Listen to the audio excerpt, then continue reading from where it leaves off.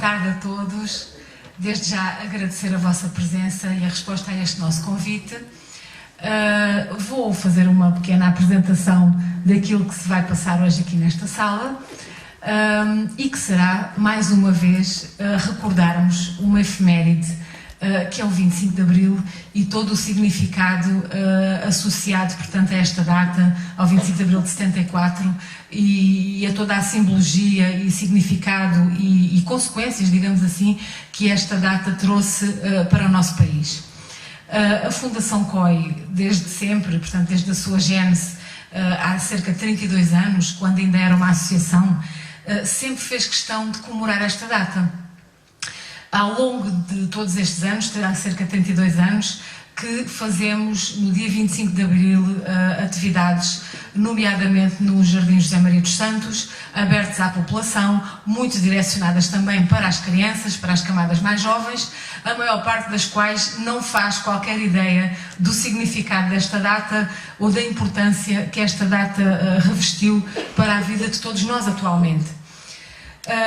De facto, cada vez mais nestas novas gerações há necessidade de reavivar memórias e é muito importante que as conquistas da Revolução e certos direitos que hoje são considerados como dados adquiridos, que as pessoas entendam que isto nem sempre foi assim e que houve um percurso muito longo para chegar até aqui. Há coisas que nós hoje consideramos tremendamente normais, que não nos passaria pela cabeça que fossem de outra forma, mas que só acontecem hoje da maneira que acontecem porque houve uma revolução e houve alguém, houve um conjunto de pessoas, houve um movimento de um povo que conduziu a que a liberdade e a democracia, portanto, fossem instaladas no nosso país. Este ano resolvemos fazer as coisas de uma forma um pouco diferente.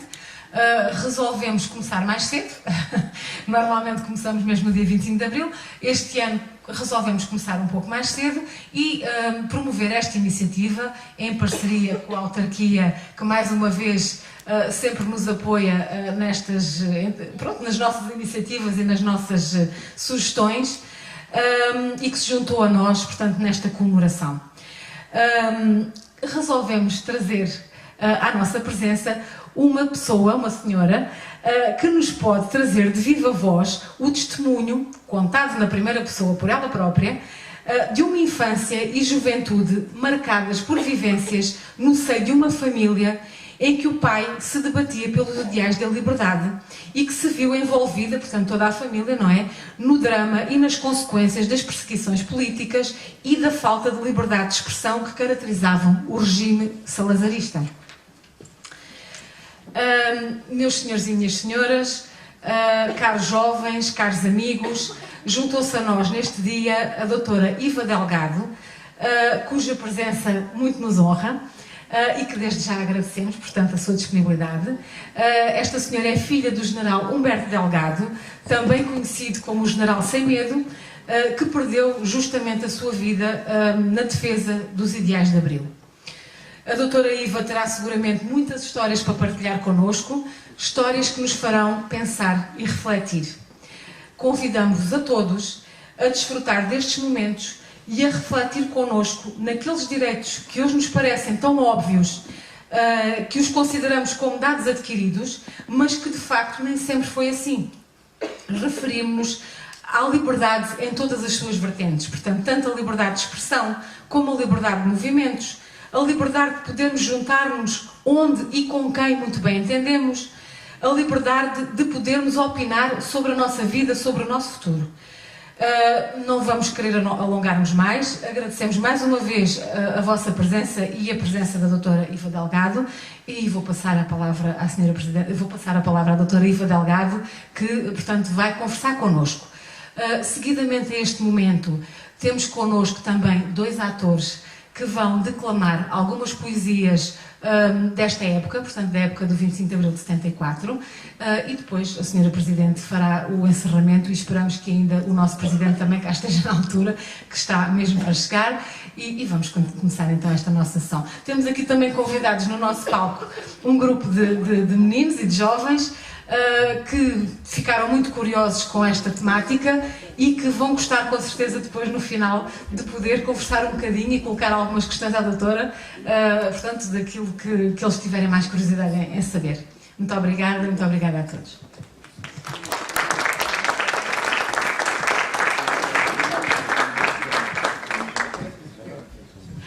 Peço desculpa, só me faltou referir uma coisa. Depois da intervenção da doutora Iva e da leitura dos poemas, vamos passar também um filme que a doutora nos trouxe, intitulado justamente O Meu Pai, o General Humberto Delgado. E que vamos agradecer a vossa atenção para esse filme. Muito obrigada.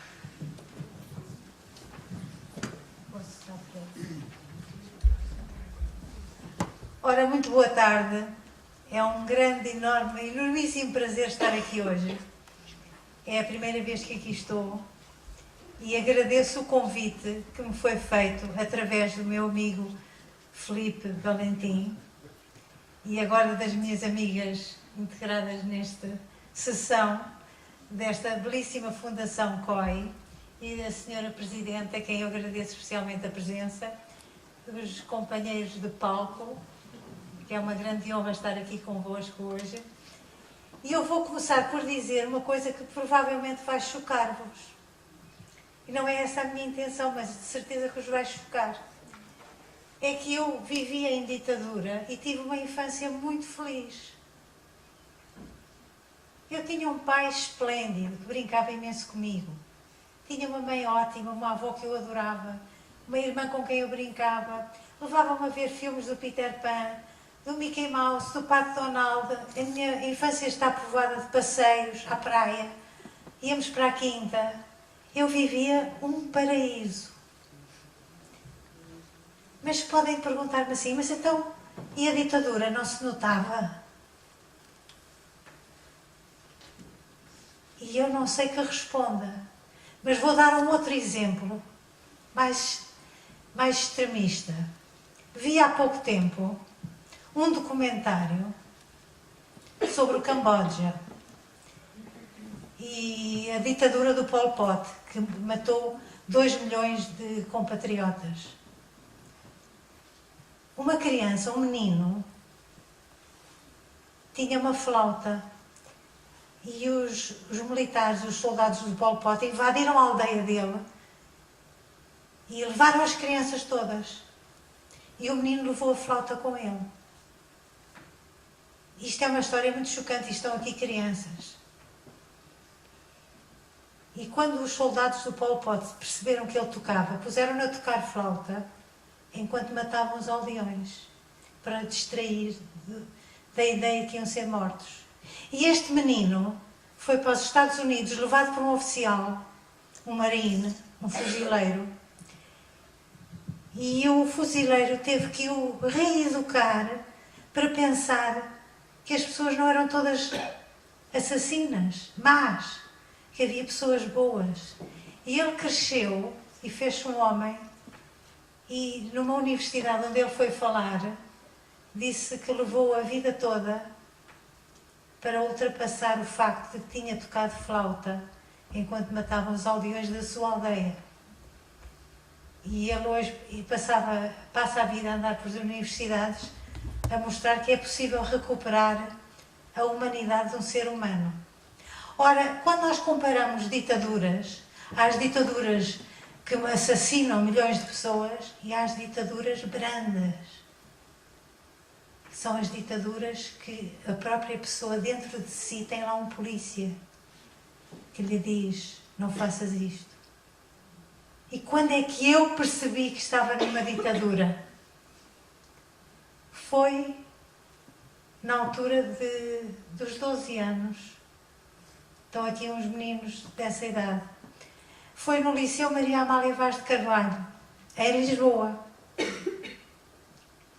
Eu tinha vindo da América e estava muito fraca a português, porque durante aqueles anos lá não estudei português.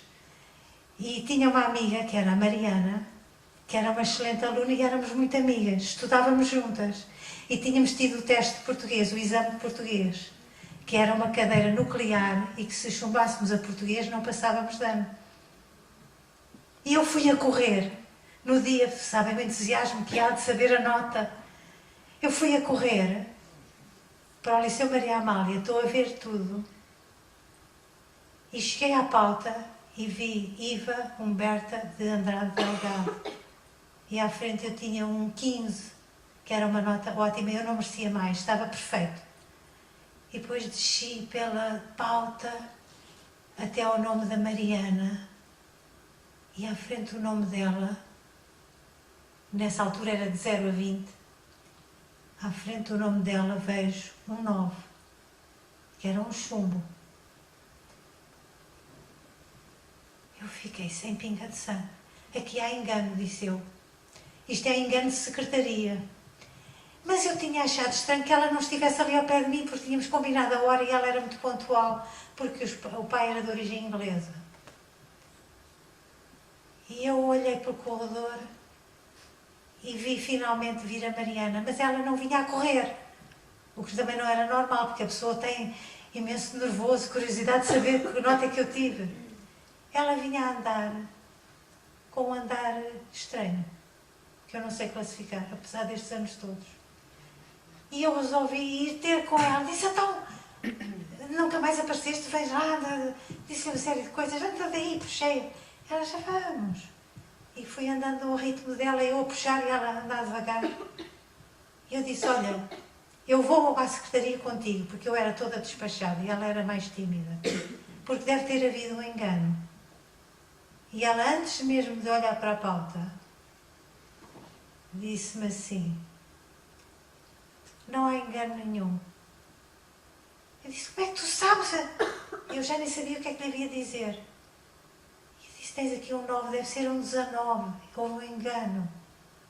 Ela disse, não há engano nenhum. E o que é que tu queres dizer com isso? Perguntei eu. Tu não vês que eu não frequento as aulas de religião e moral? E eu realmente sabia que ela não ia às aulas de religião e moral, porque o pai era protestante e, portanto, eram de uma religião diferente da católica. Mas nunca me passara pela cabeça que havia essa noção de que era obrigatório, que era melhor ir, mesmo sendo permitida a não comparência. E nessa altura abriu-se-me os olhos e eu percebi que havia uma força enorme, invisível, para lá das paredes daquele liceu, para lá da nossa vontade, que coordenava até a passagem de uma aluna para o ano seguinte. Fiquei horrorizada, percebi, abri os olhos e cheguei a casa e contei ao meu pai, quando ele chegou, o que se tinha passado. E ele disse, isso é uma das coisas que tem que acabar neste país. E eu fiquei com aquela mágoa dentro de mim e fiquei a perceber que uma ditadura pode ser interiorizada. E, portanto, as pessoas estão a viver com medo e é um medo coletivo. E eu percebi que era isso que existia. As pessoas não falavam. E quando é que eu percebi que tinha que tomar uma parte ativa? Não podia ficar quietinha em casa, sabendo disto. Passou-se muito tempo. Até que um belo dia, o meu pai anunciou-nos que ia candidatar-se à presidência da República. Olha, era uma coisa insólita, porque ele era aviador, toda a vida tinha sido aviador. Era um homem que percebia muito da aviação civil também, embora fosse piloto militar. Tinha fundado a TAP, porque ele foi diretor da Aeronáutica Civil. Tinha fundado a TAP. Porque é que ele ia agora candidatar-se à presidência da República? Eu vou contar-vos um episódio que se passou nos Estados Unidos. Já ouviram falar, pelo menos as pessoas de mais idade aqui, já ouviram falar no Eisenhower, o general Eisenhower, o grande herói da Segunda Guerra Mundial.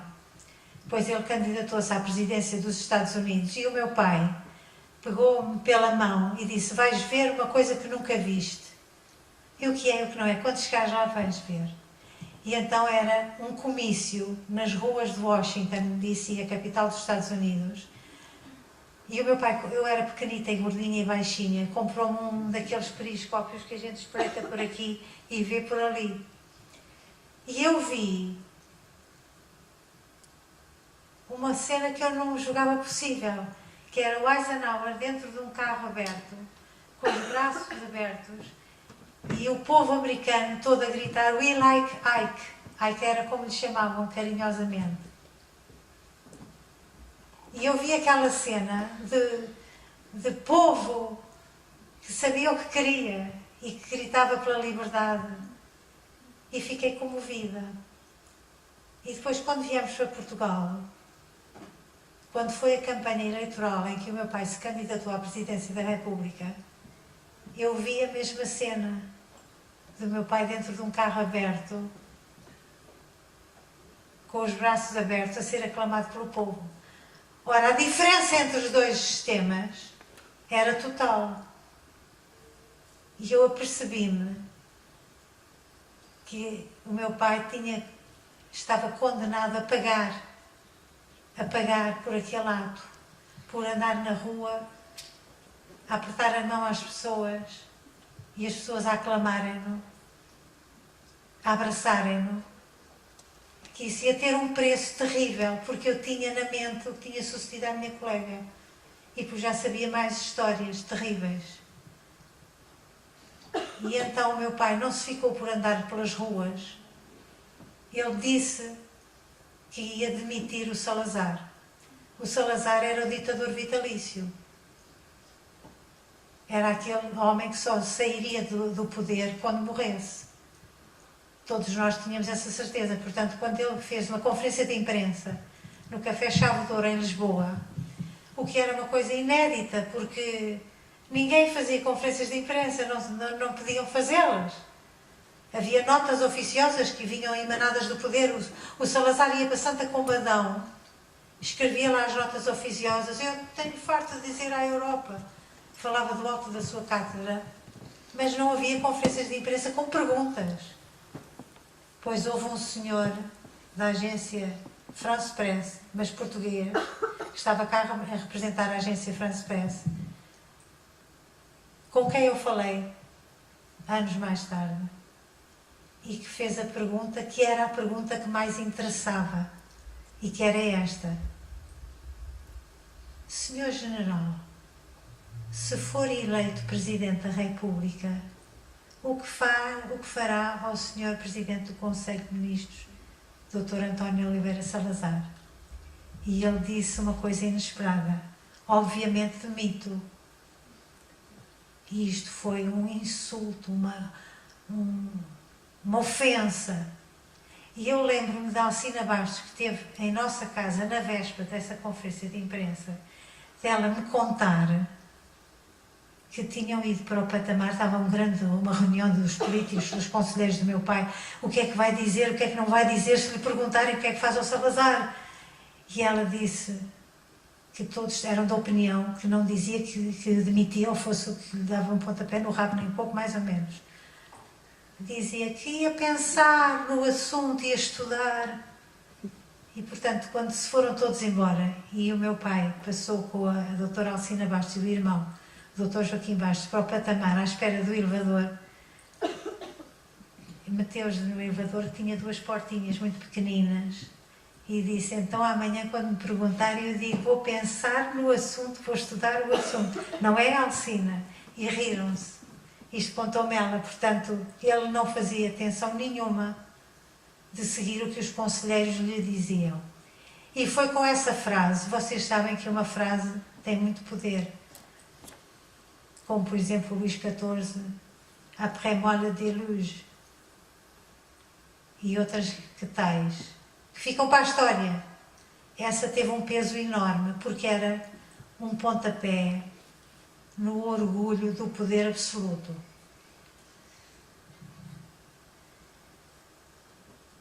Entretanto, o preço que ele teve que pagar foi muito elevado. porque o Salazar sabia que uma ditadura, para cair, tem que ter a força armada contra ela. Como veio a suceder no 25 de Abril de 1964. As Forças Armadas derrubaram a ditadura salazarista sem Salazar. Já não existia o Salazar. E, portanto, quem é que o Salazar temia? Acima de tudo, temia aquele militar que ousara afrontá-lo dizendo que o ia despedir, ia para o despedimento, o Salazar, e que estava no ativo, era um general da Força Aérea no ativo, quando se candidatou, o que nunca tinha sucedido. Portanto, desse o Salazar tinha medo, porque sabia que ele era capaz de levar as coisas até ao fim.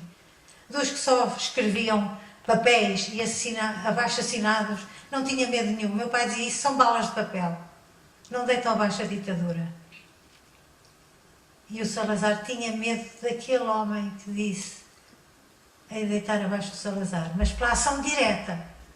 Agora, as outras forças políticas que não perceberam 58, o nosso maio de 58, não é o francês, de 68, as forças políticas que julgavam, vamos esperar que as forças populares se levantem contra o regime, mas já se tinham levantado em 58. E, portanto, o Salazar fez um plano muito bem arquitetado, chamado Operação Outono, e vai haver um filme, não é o que hoje vocês vão ver, vai haver um filme chamado Operação Outono, e desculpem a minha vaidade, eu pareço lá como figurantezinha, durante 2 minutos, no Tribunal de Santa Clara, apareço a fazer de amiga da família, apareço a fazer de Alcina Bastos, porque o realizador achou por bem que eu aparecesse no filme, e eu gostei muito. Aí conta-se o complô que se fez para eliminar cientificamente Humberto Delgado. E como é que foi essa eliminação? Foi selvática. Não foi como o Tribunal Militar Português deixou que passasse cá para fora a versão, que é muito... Precisava de 3 horas para explicar e não tenho esse tempo, eu não quero maçar-vos. Aliás, eu daqui a bocado já conto uma história mais levezinha, para ficarem mais bem dispostos. Esse complô custou muito dinheiro ao Estado português e lançou uma rede à volta do meu pai, que estava no exílio. E ele entrou pela Espanha de Franco, já ouviram falar de Francisco Franco, o ditador de Espanha, na altura em que o Salazar estava no poder em Portugal.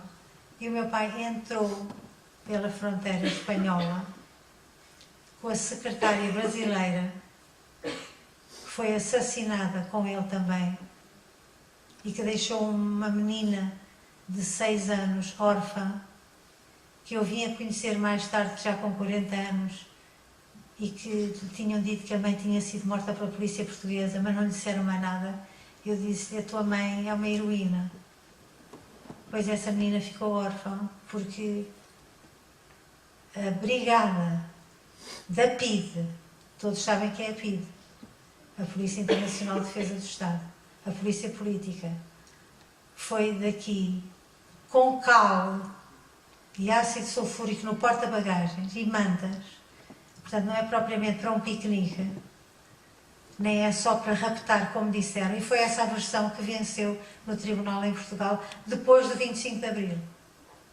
Portanto, o 25 de Abril tinha uma dívida de homenagem para com Humberto Delgado. E isso foi feito 30 anos depois do 25 de Abril, depois de maio de 58, quero dizer, quando foi posto no Panteão por unanimidade da Assembleia da República.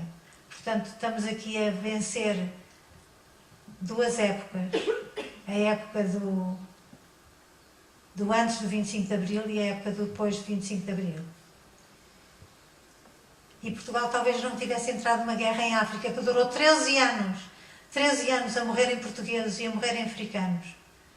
Talvez Portugal não tivesse entrado nessa luta. Eu vou-vos contar uma pequena história. Toda a gente sabe quem é Simone de Oliveira. É a nossa Simone. Pois a Simone tinha um programa de rádio e convidou-me para ir falar lá. E eu fui lá contar umas historinhas e a certa altura ela desligou e disse assim: isto é histórico, vamos gravar. Oh, fulano, traz, e deu umas instruções que eu... E ela disse: agora estamos desligados, podemos conversar. E disse-me ela: eu tenho estado a ouvi-la e fiquei tão impressionada que mandei gravar isto, vai ser guardado no arquivo histórico.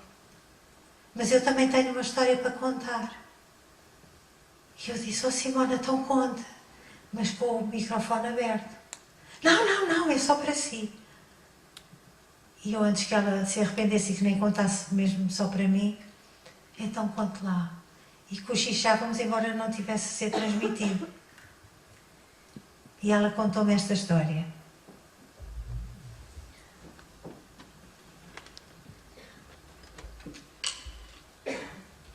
Ela era uma jovenzinha e tinha uma bebezinha, a filha dela.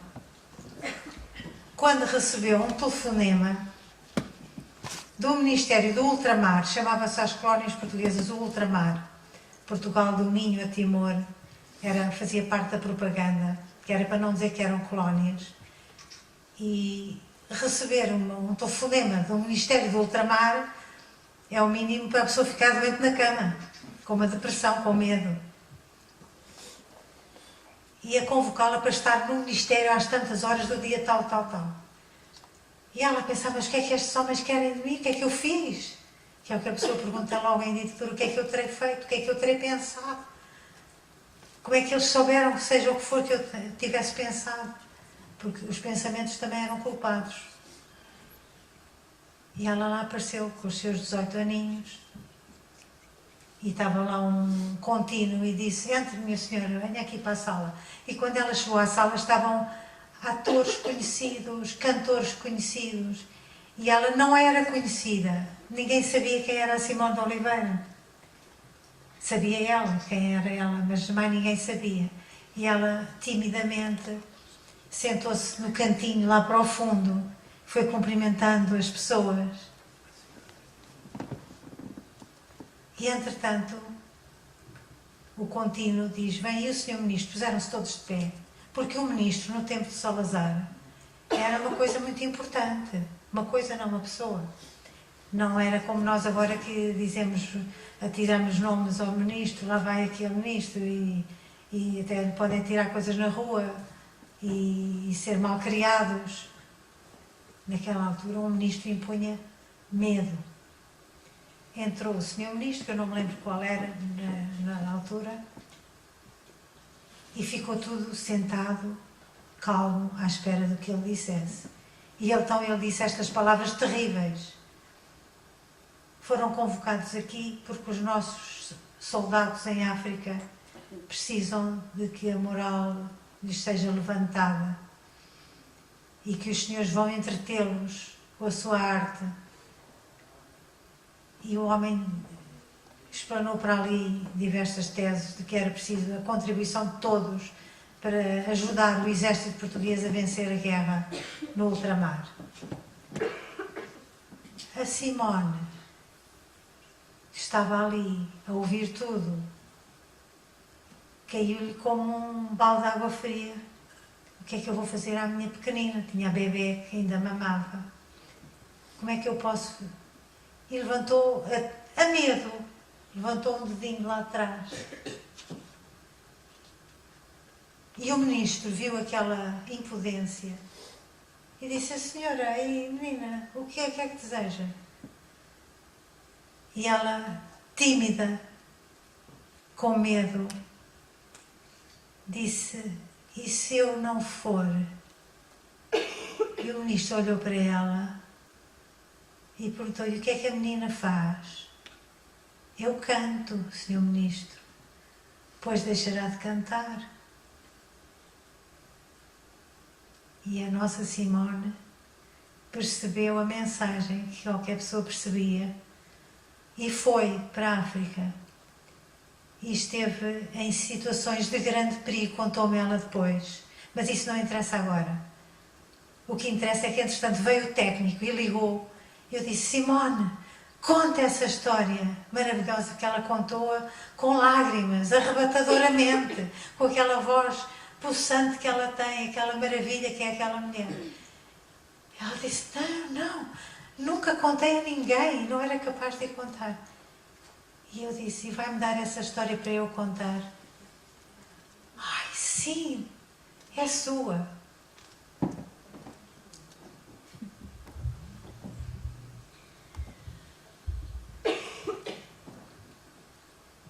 Agora vou contar-vos uma outra história que me sucedeu em Viseu, quando eu fui lá a uma sessão destas, mas não era por 25 de Abril, era por outra data qualquer.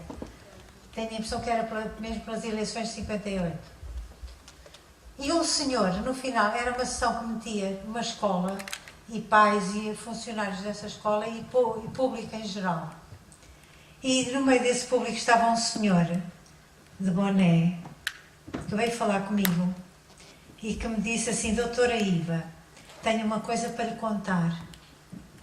Eu disse: então conte lá. E, não pode ser aqui, que está muita gente, está muito barulho, e eu tenho vergonha. Então combinamos encontrarmos num cafezinho quando terminar a sessão. E assim fiz. Quando terminei a sessão, como era tudo pertinho ali, o hotel, e eu disse: olha, então ficamos. Fui para o café com o senhor. E o senhor disse que tinha uma coisa para me contar, que era o seguinte: ele tinha um boi, que era um boi teimoso, daqueles que se puxa para andar para a frente e ele vai às arrecuas, que ele queria virar para a direita, ele virava para a esquerda, era teimoso. Ele chamou-lhe Salazar. E dizia: Salazar, e vais ou não vais? E o boi fazia para trás e ele queria andar. E um dia estava ele a dormir muito bem em casa, às 3 da manhã, batem-lhe à porta. Era a hora que a PIDE ia prender. E então ele, muito estremunhado, foi até à porta e disse: quem é estas horas? E tal. O senhor abre já a porta. Ele abriu a porta e viu 2 sujeitos. Foi como ele me contou, que lhe perguntaram: aqui é que é a casa do senhor Joaquim Rodrigues? Sou, sim, senhora. E é o senhor que tem um boi chamado Salazar? Sou, sim, senhora. E prenderam-me a mim e prenderam-me ao boi, contou-me. Mas o medo vai mais longe. Esta é uma história que mete estupidez e medo e tudo isso. Uma vez estava eu no meu gabinete e batem-me à porta. Está ali um senhor que quer falar consigo. Quem é? Não quis deixar o nome. Então, mas vem aqui ao Ministério, o que é isto? Isto já muito depois de 25 de Abril. E lá entrou o senhor, entrou uma criatura tímida, pequenino, a pedir desculpa, a dar os passinhos que estava a dar. Dá-me licença, muitas vénias. E eu entre, ele dá-me licença. E sentou-se ali à frente de mim. E disse-me: eu vi a sua doutora na televisão. Ai, viu? Achei isso, não era motivo de visita. E venho dar-lhe uma coisa. Aí os meus olhos já... documentos, o que será? E não mostrei logo as minhas garras. Disse: então o que é que o senhor me traz aí? E ele contou-me esta pequenina história, que era o grande momento da vida dele e que ele tinha que me contar, antes de dizer o que é que tinha para me dar. Nem tive que aguentar. Quando foi das eleições, da campanha eleitoral de 1958, o meu pai foi ao Porto e aquela baixa portuense encheu-se de gente que desde as 5 horas da manhã vinham com cabazes, bicicletas, burros, acampar ali para receber o General Delgado. E o regime ficou atónito, nunca esperaram ver tanta gente sem medo ali gritar contra o Salazar. e depois dessa jornada no Porto veio para Lisboa. E a grande recepção ia ser em Santa Apolónia, na estação de Santa Apolónia. Toda a gente conhece onde é a estação de Santa Apolónia. E depois dizia-se: eu estive em Santa Apolónia. E este homem veio-me contar que esteve em Santa Apolónia com uma máquina, uma pequenina Kodak, e que estava a tirar fotografias do meu pai, a chegada do meu pai a Santa Apolónia, quando sentiu os olhos de um sujeito sobre ele. E ele parou imediatamente de tirar as fotografias, foi para casa, escondeu as fotografias durante 20 anos e depois um dia foi revelar as fotografias. Já não havia ditadura em Portugal, foi revelá-las à Espanha e trouxe e escondeu mais um tempinho em casa. E já estávamos a viver em liberdade. E até que me viu na televisão. E lembrou-se. E foi procurar as fotografias e não sabia onde estavam. Procurou, deitou a casa abaixo à procura das fotografias. Até que lá as encontrou num sítio recôndito, atrás de uma gaveta, de uma cômoda. E finalmente, aquele homem, que era a imagem do medo, veio-me entregar as fotografias.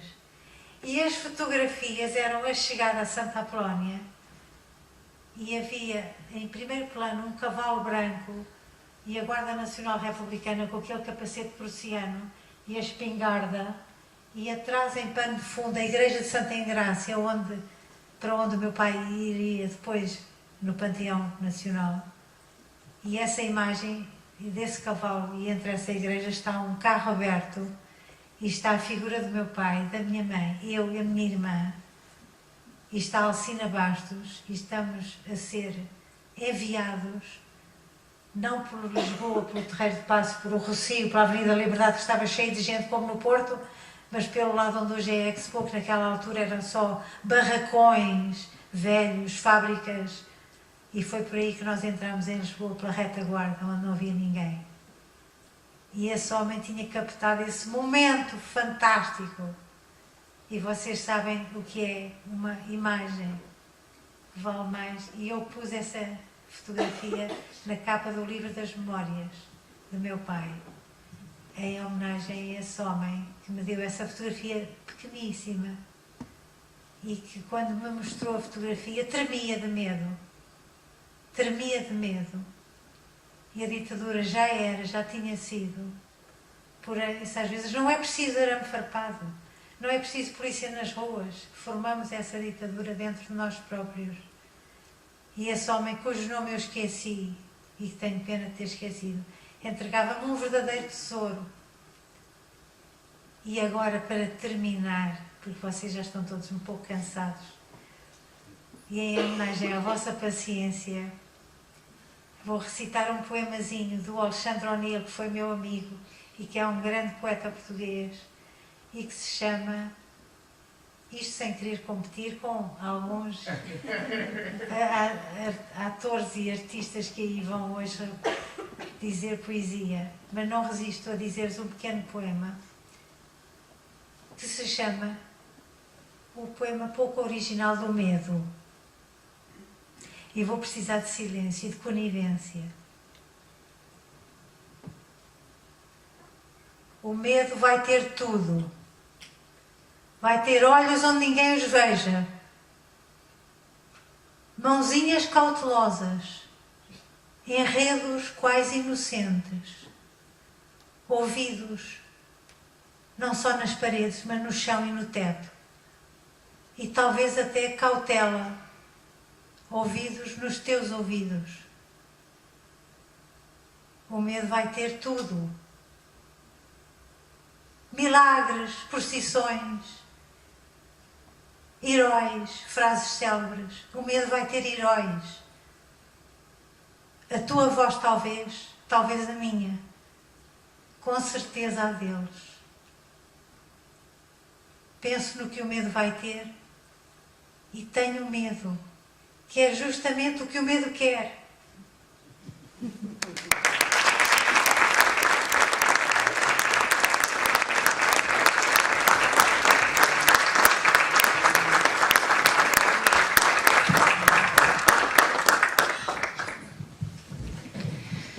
Pois eu acho que ninguém deve estar cansado. Eu, por mim, ficaria mais 2 horas a ouvi-la. De qualquer maneira, eu gostaria de passar a palavra à audiência, se me permite. Porque penso que dessas histórias tão ricas de vida, com certeza que suscitou a curiosidade aqui da nossa assistência, nomeadamente aqui dos nossos amigos mais novos, e portanto eu iria dar a palavra à nossa assistência para colocarem as questões que tiverem por bem colocar. Não sei se alguém entra à assistência, que estes meninos com certeza têm perguntas, não é verdade? Mas se alguém da assistência quiser também apresentar alguma questão, pois que o faça. Se não, passamos primeiro a palavra aqui aos nossos amigos e depois passamos a palavra à assistência. Então, se calhar, começávamos aqui pelo Vítor, não é, Vítor? Quem é que quer ser o primeiro? Quem é que quer ser o primeiro? É a Bia.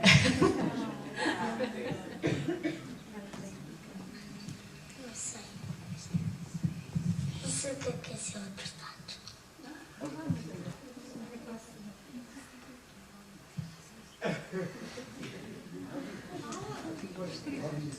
Não sei. Olha, pergunta-me se eu gostava de ver o Pato Donald.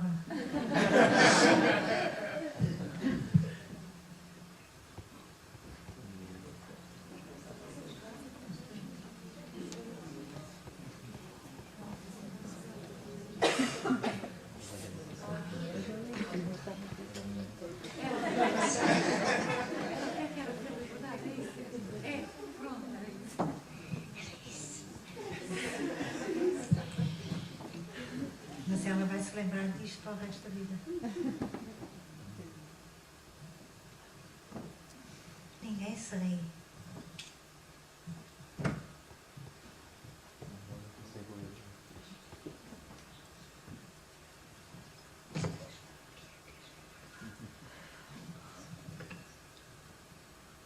É que é ter liberdade.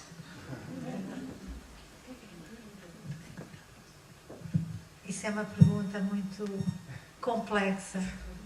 Eu não sei como é que te hei de responder. Eu tenho a certeza que tu sabes muito bem o que é. Não sabes? És uma amazona.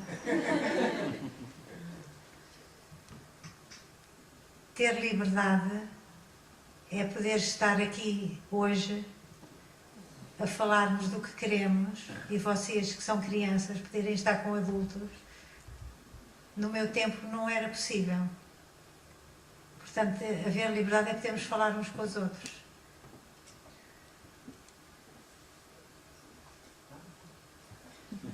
Chega-te. Chega-te.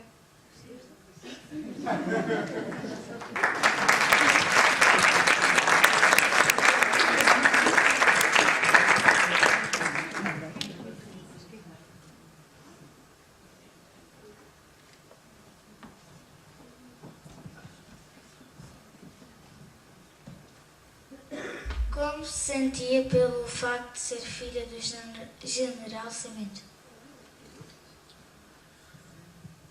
Olha, durante muito tempo andei por aí a fingir que não era.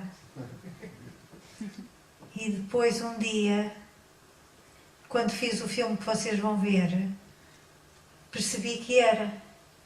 E que isso era um grande orgulho. E então, a partir daí, gosto muito que me façam essa pergunta. E eu respondo sempre da mesma maneira. Eu queria estar à altura daquilo que ele fez. Como não posso estar, pelo menos conto a história. Chega?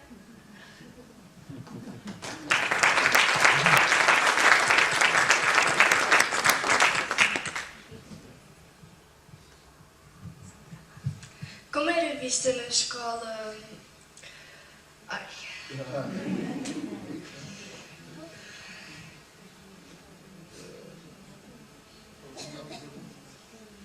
Eu já percebi, eu respondo.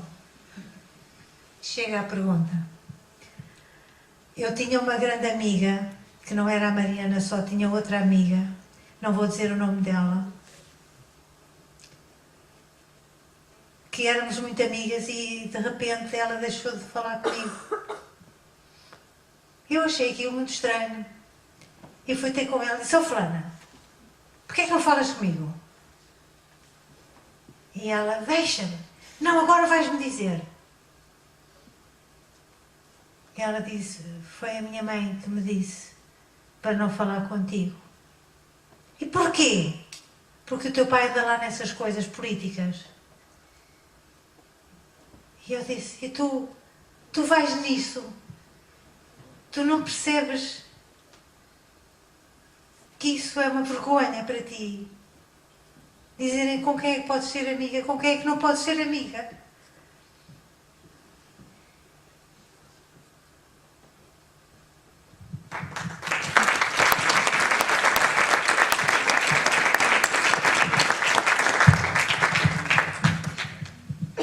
Como ocupava o seu tempo?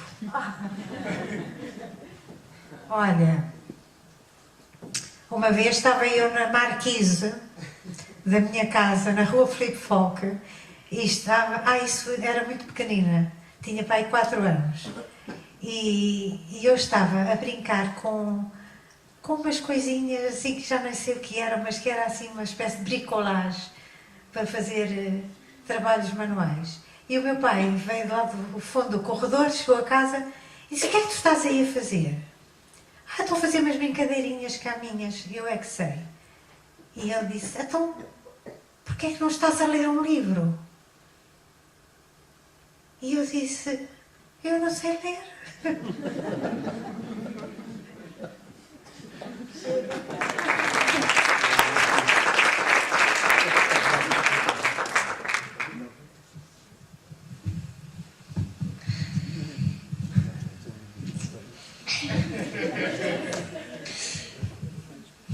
O que é PID?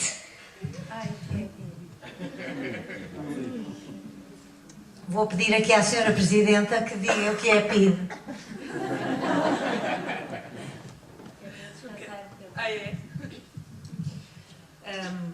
Bem, a PIDE era uma polícia, era a polícia que supostamente tinha como função defender o Estado, mas que, para além das suas funções concretas de defesa do Estado, defendia, no fundo, o Estado daquilo que ele tinha mais medo de tudo, e que eram as pessoas. O que é o Estado? Vocês sabem o que é o Estado? O Estado é o governo, são os órgãos que têm a responsabilidade de dirigir o país, não é? A doutora Iva já disse que o Salazar era o presidente do Conselho, não é? Portanto, a PIDE foi uma polícia criada não para defender o Estado dos malfeitores nem das grandes guerras do mundo, mas na prática para defender o poder daquilo que o poder sempre teve muito medo, que eram as pessoas.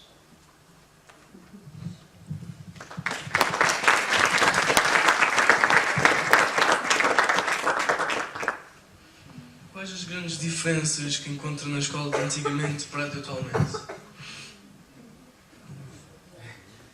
Vou pedir aqui à...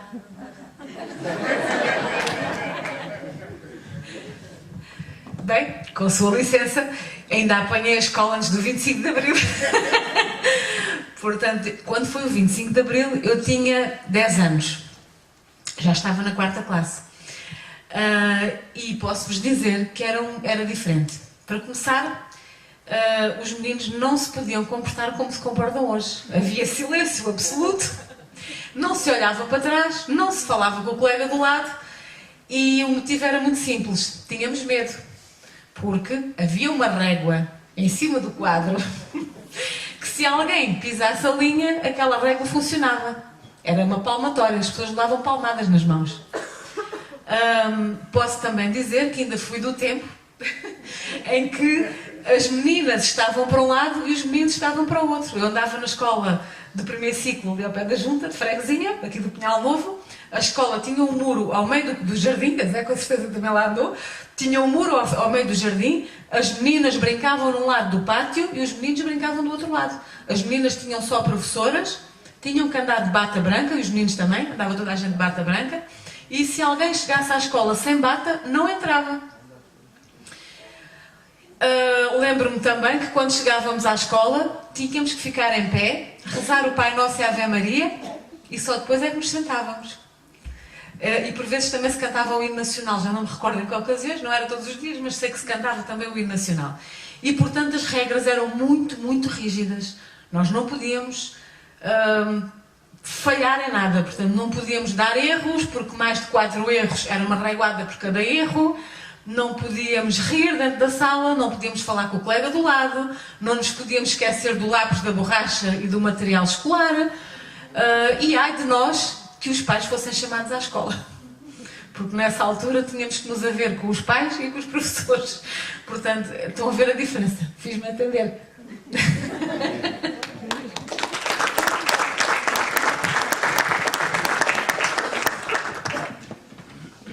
Quais são as coisas que atualmente se faz e antigamente não se podia fazer?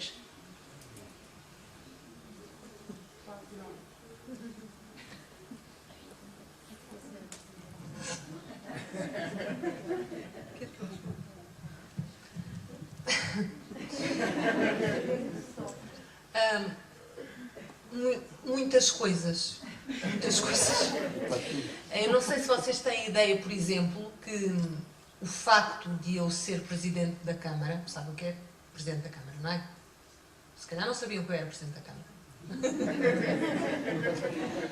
Mas o facto de haver câmaras municipais e têm presidentes, por exemplo, antes do 25 de Abril, sabem que não era possível ser Presidente da Câmara sendo uma mulher? É uma diferença fundamental, por exemplo. Não é? Sabem que aquilo que todos nós fazemos, que os adultos fazem, que é, por exemplo, ir votar. Sabem o que é ir votar, não é? Quando nós queremos escolher os nossos representantes, quando queremos escolher o governo, quando queremos escolher o Presidente da República, quando queremos escolher o Presidente da Câmara. Em democracia, organizam-se eleições e as pessoas vão votar. E cada um vota, de facto, nas pessoas ou nos partidos, nos projetos em que acredita ou que acredita que são os melhores, não é? Antes do 25 de Abril, o voto não existia. E, aliás, a doutora Iva, na sua intervenção espetacular, podia, por exemplo, lembrar uma coisa que com certeza faz parte das suas referências, que é como a ditadura organizava aquilo a que chamava eleições. E, aliás, de que o general Humberto Delgado foi vítima, não é? De um processo eleitoral que foi uma fraude. E, portanto, uma das coisas muito diferentes em democracia e em ditadura é exatamente a falta de liberdade para tudo. Para falar, para pensar, para escrever, para votar nas eleições, para ler livros. Vocês sabem que hoje nós podemos ler todos os livros que quisermos, não é? Antes do 25 de Abril não era possível ler todos os livros que se queria. Existia a censura, exatamente. E o que era a censura? Era um grupo de pessoas que tinha essa grande responsabilidade de ler todo e qualquer livro antes de ser publicado e riscava com o chamado lápis azul, riscava as partes do livro que não podiam ser publicadas. E todas as partes que diziam respeito ao pensamento das pessoas, às ideias, às opiniões, que de alguma maneira podiam não estar de acordo com o regime em que se vivia, todas essas partes eram riscadas. E se o livro tivesse muitas partes riscadas, nem sequer podia ser publicado. É outra das grandes diferenças, por exemplo, em relação ao que é viver em democracia e o que é viver, ou viver em liberdade e viver em ditadura. Também podemos perguntar uma coisa, eu peço desculpa, só aos meninos e às meninas e às senhoras e aos senhores que são de Pinhal Novo, há uma coisa muito simples que nós temos a noção, o que eram as nossas terras antes do 25 de Abril e o que passaram a ser as nossas terras depois do 25 de Abril. As coisas a que nós tivemos acesso, as escolas que passámos a conhecer, as bibliotecas que passámos a ter, as ruas onde passámos a circular, que antes eram todas de terra batida, a água que não tínhamos em casa, a não ser, aqui no concelho de Palmela, por exemplo, a não ser algumas pessoas, poucas, muito poucas, a generalidade das pessoas não tinha água em casa. Sabem o que é? Não haver torneira. Eu ia dizer abrir a torneira e não haver água. Não haver torneira. Isso não era normal, percebem? As pessoas iam buscar água às fontes públicas, aos chafariz, iam buscar água para ter água em casa. Isso também está muito ligado à liberdade.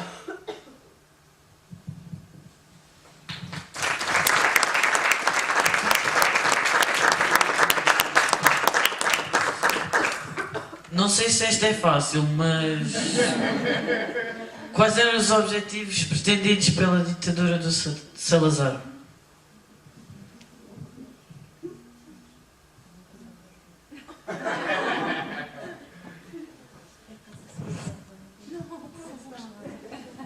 Mas eu acho que vieram cá para ouvir.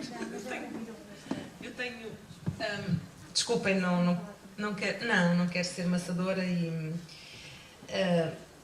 o objetivo de qualquer ditadura, em primeiro lugar, é defender-se a si própria, é perpetuar-se no poder, é defender-se e defender rigorosamente o seu pensamento e os seus objetivos.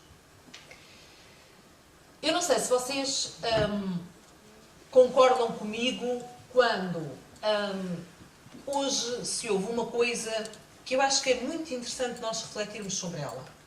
Porque acho que todas as coisas, nós não devemos fugir daquilo que nos desagrada. Devemos enfrentar, devemos perguntar porque é que acontece e, naturalmente, devemos depois discordar. Nós hoje, às vezes, ouvimos dizer com alguma frequência que ouvimos isso, no vosso caso, ouvirão eventualmente às pessoas que têm idade para ser avós, no meu caso poderei ouvir aos meus pais, ou poderia ouvir aos meus pais, e todos nós ouvimos isso a alguém com alguma facilidade. Quem nos dera o tempo do Dr. Salazar.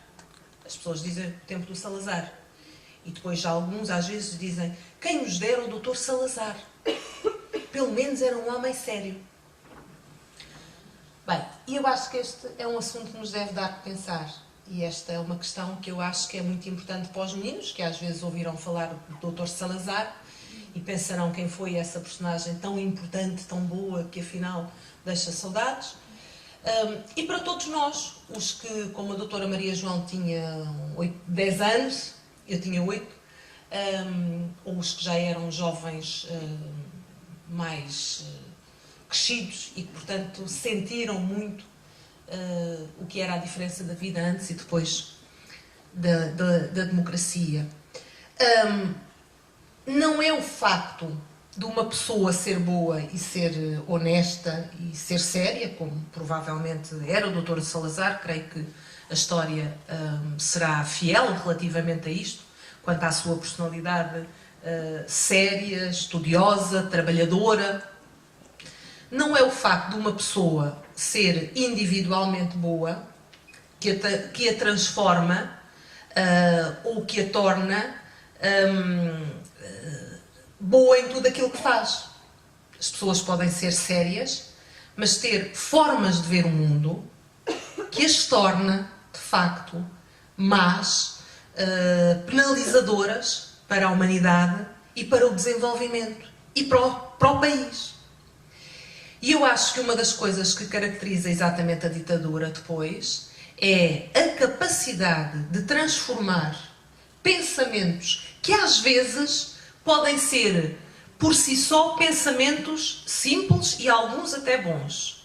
Mas a capacidade de transformar pensamentos sérios, honestos, até bondosos, em pensamentos que depois são materializados na sociedade com um conjunto de regras, com um conjunto de instituições, com um conjunto de formas de atuar, onde se inclui, por exemplo, a criação das polícias, onde se inclui todas as regras que os cidadãos têm que respeitar, onde se incluem todas as proibições, onde se incluem todos os limites que se impõem na vida das pessoas, onde se obriga a que se façam escolhas como aquela que a doutora Iva há pouco quando falou daquela separação dela em relação a uma amiga tão profunda. A ditadura faz formalmente, por um lado, através das regras que cria, e por outro lado, introduz na consciência das pessoas formas de estar e de pensar que têm exatamente aquele objetivo que eu disse logo no início. O objetivo de uma ditadura é perpetuar-se a si própria e perpetuar aqueles que a alimentam.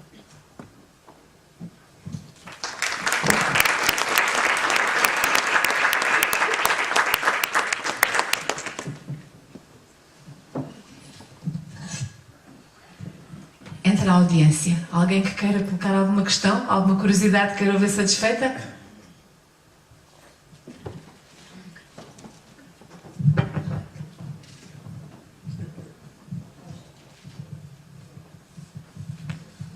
Boa tarde.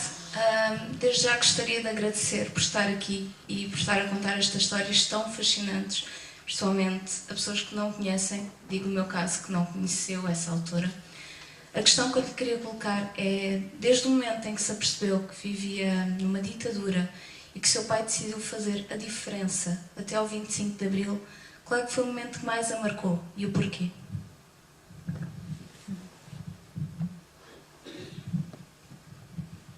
Nós vivíamos em constante medo, depois de ele ter ido para o Brasil. Medo real de que lhe sucedesse qualquer coisa e porque a família estava destroçada. Portanto, cada dia que passava era um dia que passava. E eu tinha, por acaso, o telefone junto ao meu quarto, num corredor grande. E o telefone tocava sempre de madrugada.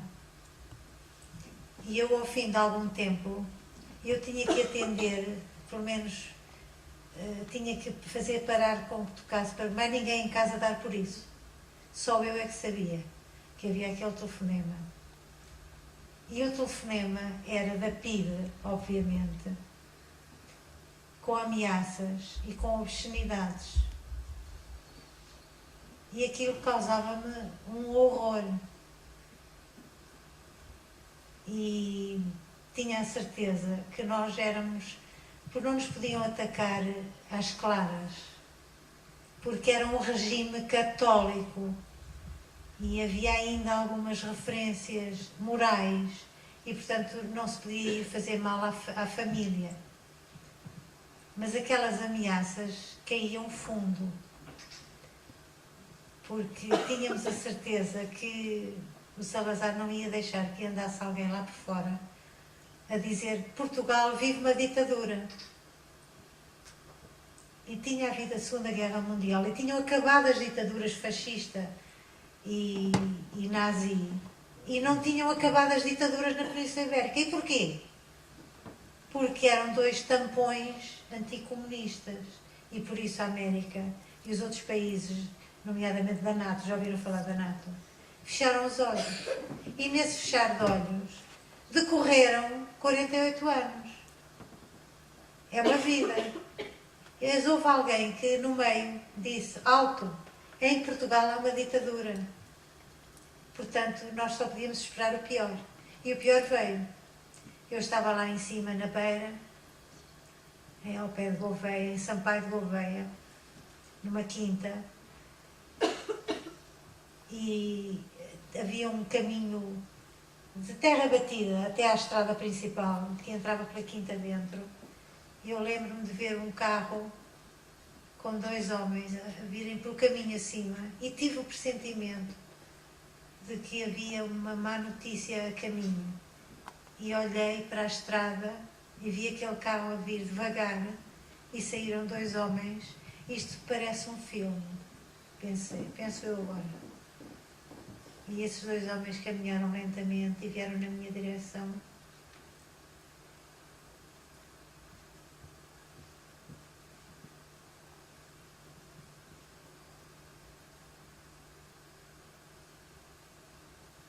Desculpem.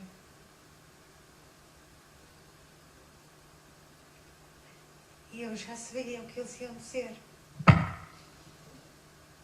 E foi isso que me custou mais. Foi a morte do meu pai.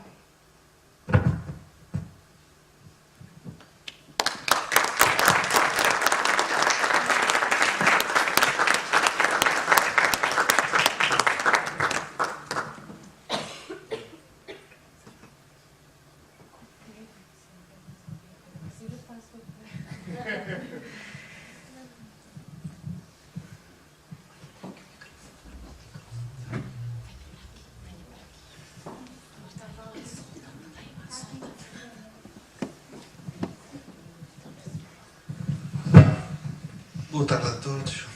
Peço desculpa de chegar agora, mas só foi possível agora. Estamos no país de Abril, temos a saúde que temos e não podemos perder as oportunidades da saúde.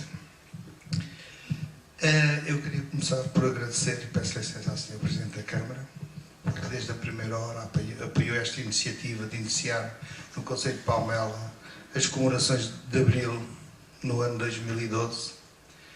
Com esta iniciativa, mas em especial à Sra. Iva Delgado, pela disponibilidade demonstrada incondicional de nos vir realizar um sonho, que era de conhecer alguém, pessoalmente, que tanto teve a ver com o dia 25 de Abril.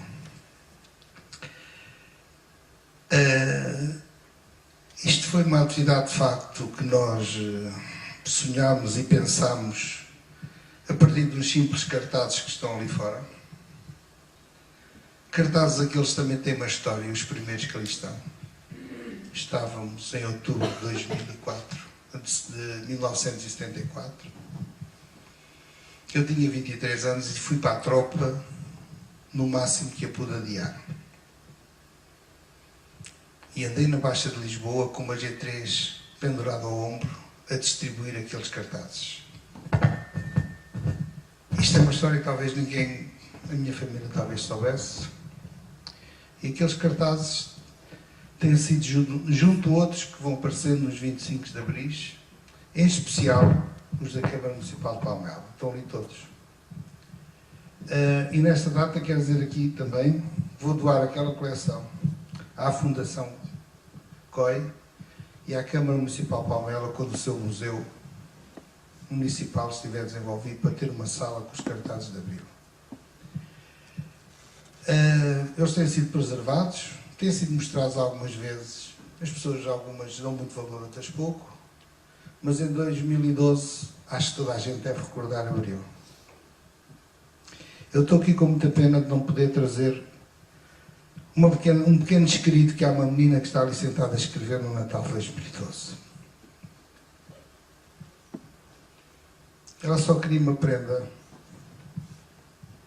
Olha, Inês.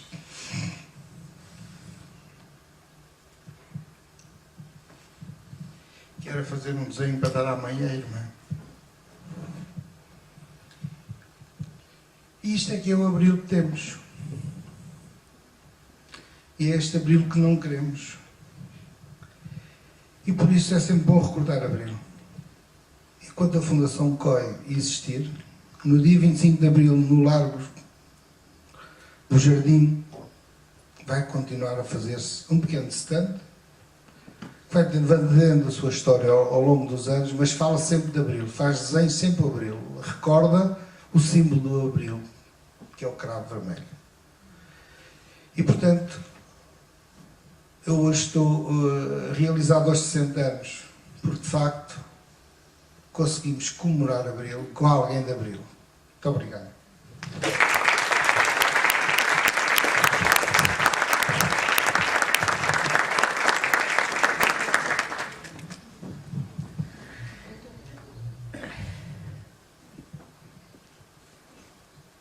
E já agora, se me permite, acabou por não se apresentar, mas é o nosso presidente, o engenheiro Carlos Marques Talece, que só agora conseguiu chegar. Pronto, de qualquer maneira, não veio muito tempo. E se mais alguém na audiência tiver... Desculpa, é só para dizer que eu ouvi a conferência toda pelo telefone, desde Lisboa até aqui.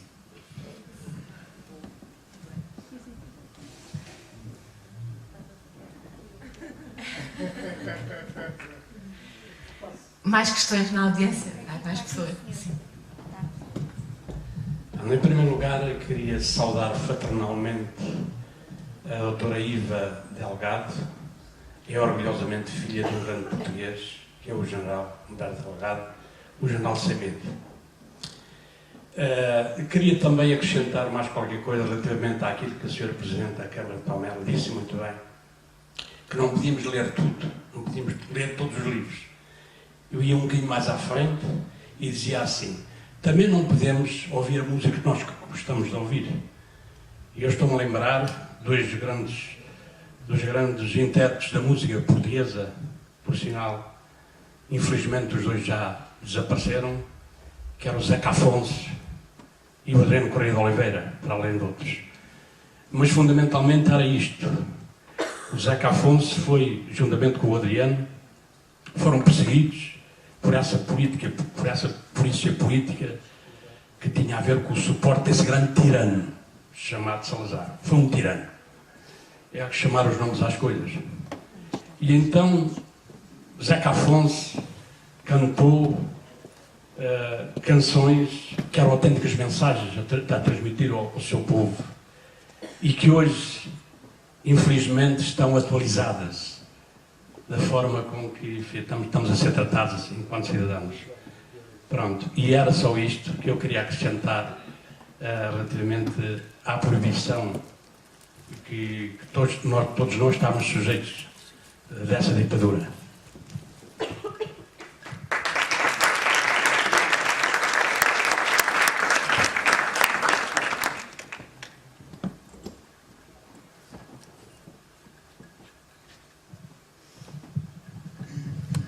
Boa tarde. Eu queria fazer apenas aqui um pequeno depoimento. Eu, a primeira vez que ouvi falar no general Humberto Delgado, tinha eu 8 anos. Foi exatamente na campanha de 1958. Tinha 7, 8 anos. E recordo-me de um cartaz afixado na minha aldeia. Eu sou oriundo de uma pequena aldeia do norte de Portugal, onde se vivia miseravelmente antes do 25 de Abril. E, portanto, todos éramos vítimas desse miserável regime, porque escravizava as pessoas de uma forma atroz. E eu e a minha família também éramos vítimas disso, obviamente. E recordo-me do cartaz do general Humberto Delgado como candidato à presidência da República, porque na minha aldeia havia 2 corajosos homens que todos identificavam como do reviralho, como se chamava na altura, que foram presos várias vezes. Mas para mim, aquilo, com os meus 7 anos, aquilo era absolutamente indiferente.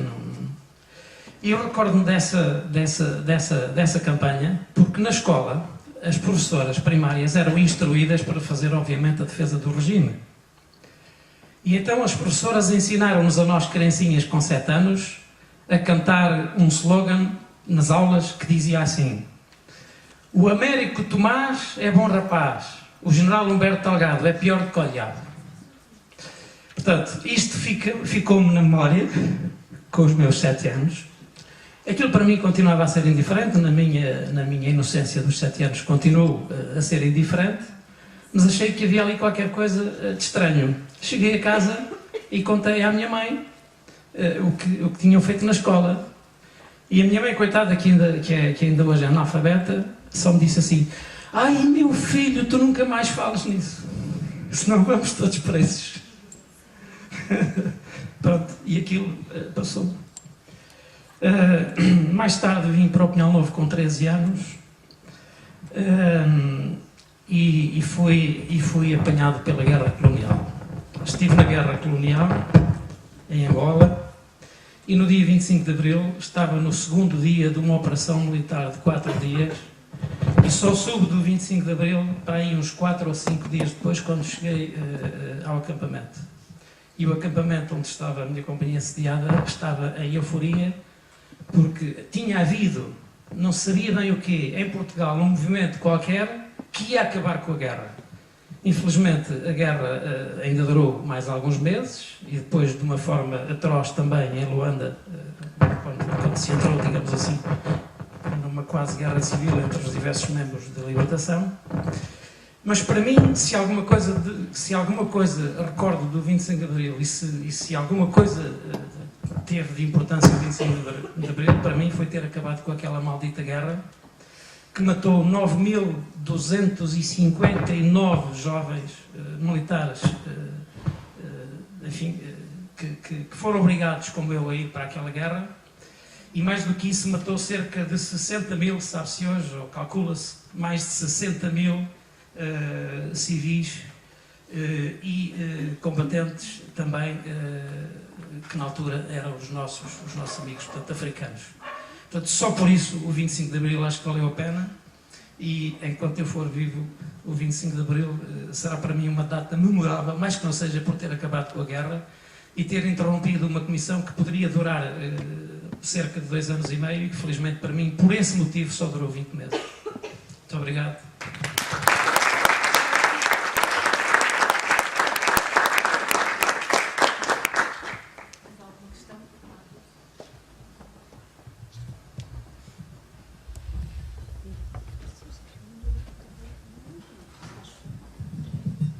Boa tarde. Olha, a minha pergunta vai ser mais levezinha, para não ser tão pesada. O que é que acha hoje, doutora Iva, da nossa mocidade, da nossa juventude? A minha já não, mas desta juventude de agora.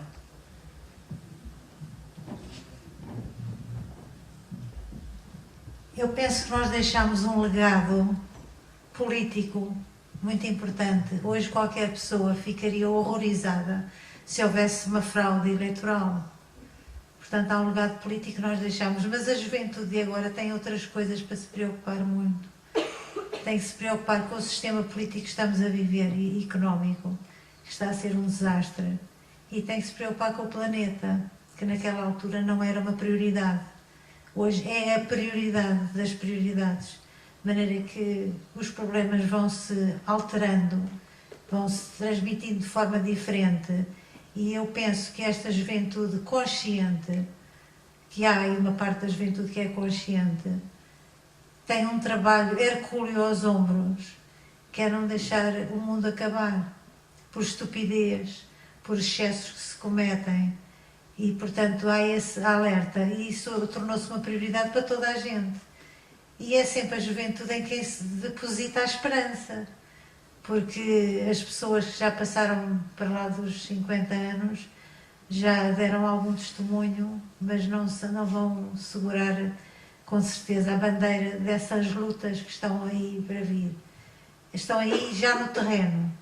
E eu tenho observado que há um espírito de voluntariado muito grande e que há uma abertura muito grande a nível da juventude, que hoje tem problemas terríveis, que é o desemprego, que é a falta de perspectiva, que é a necessidade de alterar este esquema suicidário que estamos a viver, que não pode toda a gente ser rica, não pode toda a gente ser pobre, mas os ricos são identificáveis a olho nu e os pobres também.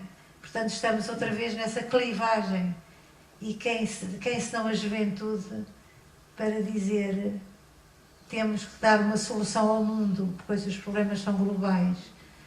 Eu vejo com uma enorme esperança quando olho para certas rapazes e raparigas e vejo, e mesmo pais e mães, que têm o sentido da responsabilidade daquilo que está a suceder agora, que é tão grave, tão pesaroso.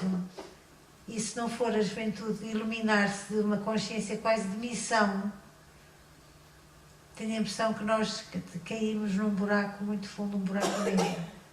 Por isso eu tenho esperança que a juventude se empenhe a nível mundial e que ganhe o lado da salvação e não o lado da condenação a uma vida vegetativa ou mesmo uma vida já sem que haverá guerras por causa da água. E, portanto, os problemas são tão graves e nós temos visto que a comunicação em simultâneo, que hoje se processa pela via de jovens que manejam muito bem a tecnologia moderna, está a alterar países que nós pensávamos que nem daqui a 100 anos se alterariam, a nível da África e os países árabes. Portanto, há uma maneira nova de estar no mundo. E essa maneira nova é uma maneira nova que a juventude empunhou. E por isso eu tenho uma grande esperança na juventude de hoje.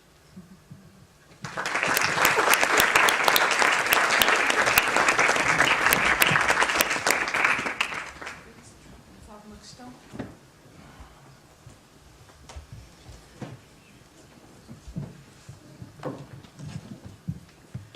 Não havendo mais nenhuma questão, tal como combinámos inicialmente, vamos passar agora ao momento de poesia, que vai ser da responsabilidade de 2 atores que tiveram a gentileza de estar entre nós com essa função, e que são o ator Rui Sousa e o ator Manuel Bola. Portanto, se calhar pedi ao Rui Sousa para começar. Uma boa tarde, sinto-me honrado por estar aqui convosco. Liberdade, de Sérgio Godinho.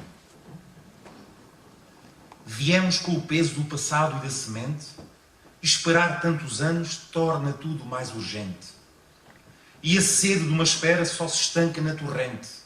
E a sede de uma espera só se estanca na torrente. Vivemos tantos anos a falar pela calada. Só se pode querer tudo quando não se teve nada. Só quer a vida cheia quem teve a vida parada. Só quer a vida cheia quem teve a vida parada. Só há liberdade a sério quando houver a paz, o pão, a habitação, saúde e educação. Só há liberdade a sério quando houver liberdade de mudar e decidir. Quando pertencer ao povo o que o povo produzir. Quando pertencer ao povo o que o povo produzir. Sérgio Godinho.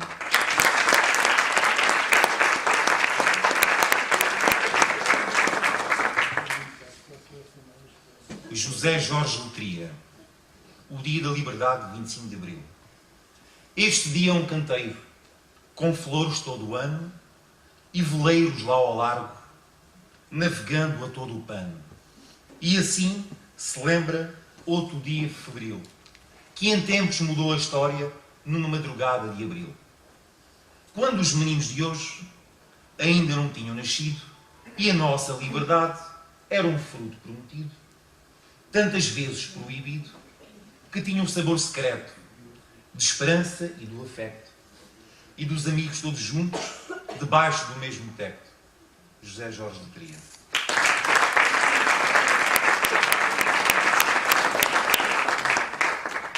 Flor Bela Espanca, possivelmente dedicada a uns olhos bonitos como os teus. O teu olhar. Passam no teu olhar nobres cortejos, frotas pendões ao vento sobranceiros, lindos versos de antigos romanceiros, céus do Oriente em brasa como beijos, mares onde não cabem teus desejos, passam no teu olhar mundos inteiros, todo um povo de heróis e marinheiros, lanças nuas em rútilos lampejos. Passam lendas e sonhos e milagres, passa a Índia a visão do infante de Sagres, em centelhas de crença e de certeza. E ao sentir-se tão grande, ao ver-te assim, amor, julgo trazer dentro de mim um pedaço da terra portuguesa. Flor Bela Espanca.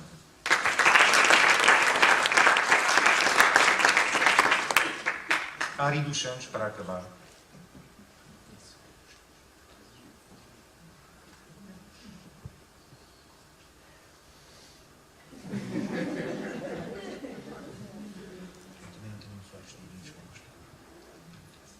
retrato do herói. Herói é quem num muro branco inscreve o fogo da palavra que o liberta.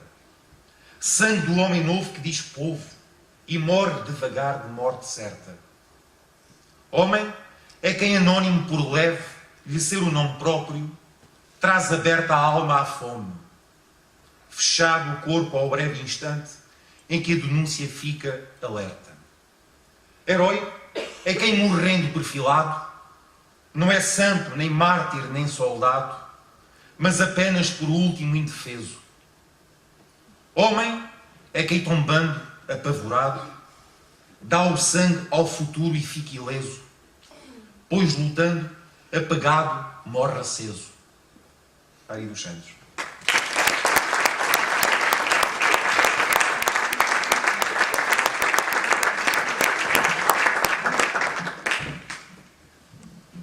Agora sou eu, não é?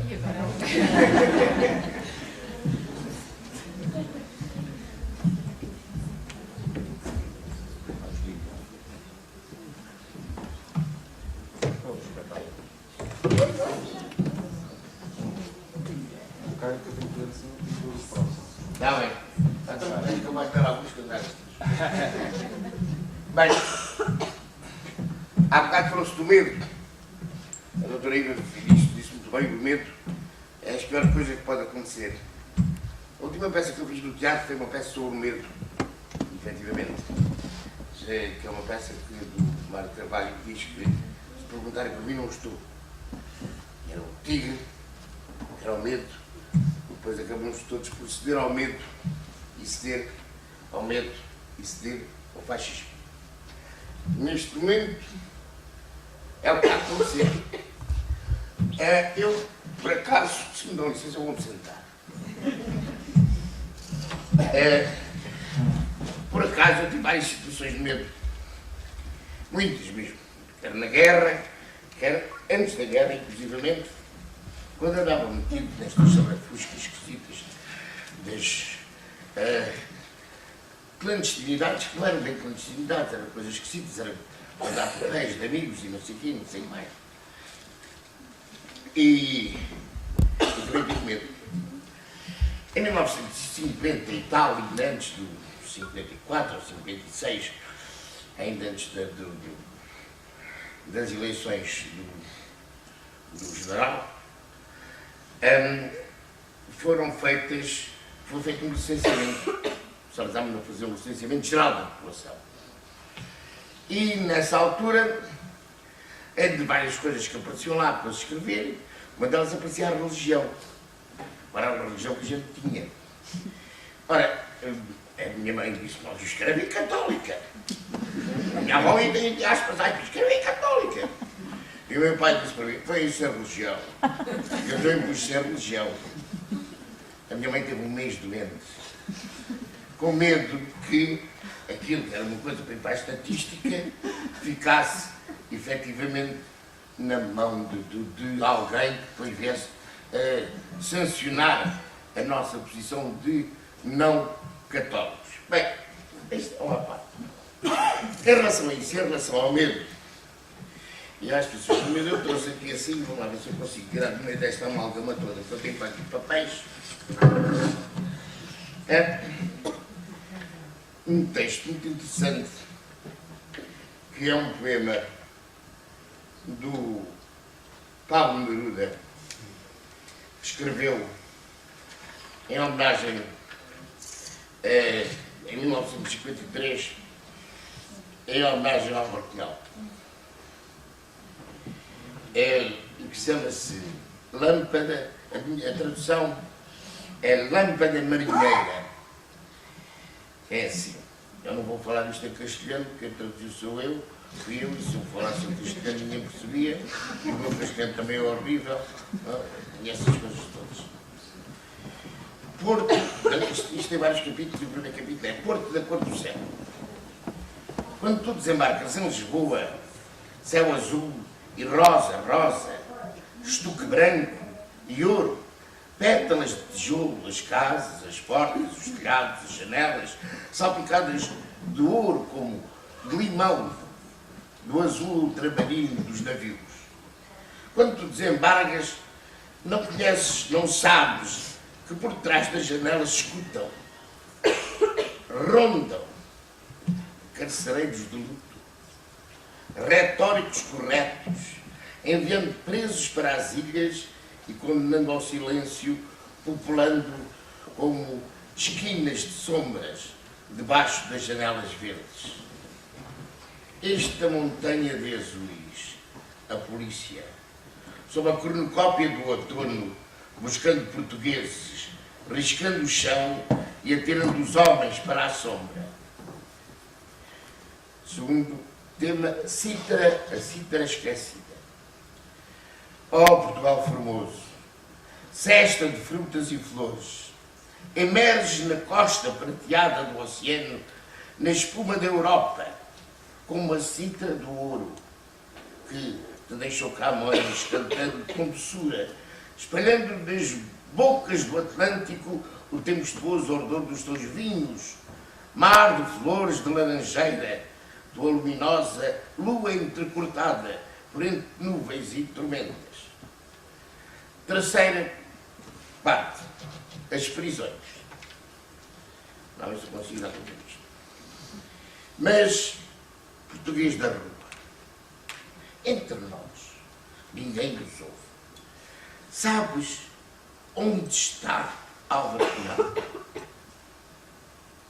Não sentes a ausência do valente, militante, rapariga portuguesa, que passas como bailando pelas ruas rosadas de Lisboa, mas sabes onde caiu Bento Gonçalves? Ai, português mais puro, na hora do teu mar e da tua areia, sabes que existe uma ilha, a Ilha do Sal, e que o terrafal nela verte sombra? Sabes, rapariga? Rapaz, sabes? Em silêncio, a palavra corre lentamente, mas que unha. Não só em Portugal, mas na terra. Sim, sabemos. Nos recônditos países que há 30 anos uma lápide espessa, como uma tumba, como uma túnica de um clerical morcego.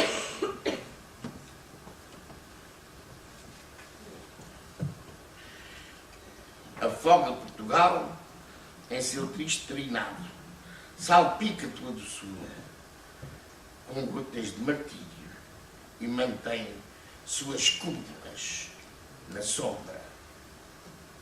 O mar e os jasmins. De tua mão pequena, uma com noutra hora, saíram criaturas grandiosas no assombroso da geografia. Assim, volta o Camões a deixar-te um ramo de jasmins que continuou florescendo. A inteligência se viu como uma vinha de transparentes uvas na tua raça. Guerra Junqueiro, entre as ondas, deixou cair o seu trovão de liberdade bravia que transportou o oceano no seu canto.